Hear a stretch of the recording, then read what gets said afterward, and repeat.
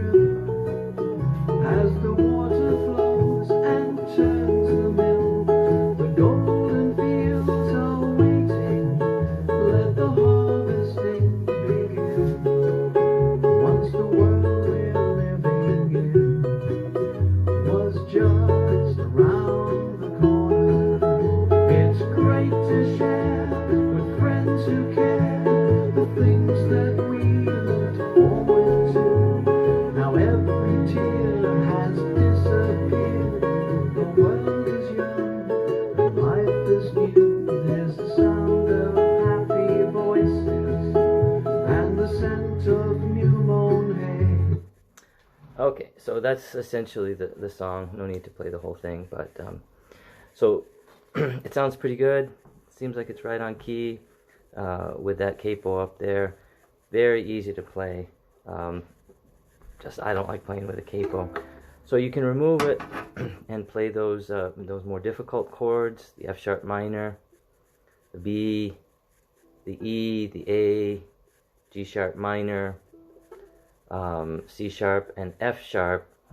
And you can also transpose those chords, playing them up higher. You know, your F sharp minor would be here, your B here, your E like this, A up here, G sharp minor would be up here, C sharp is, I believe it's this one here, and your F sharp would be this one.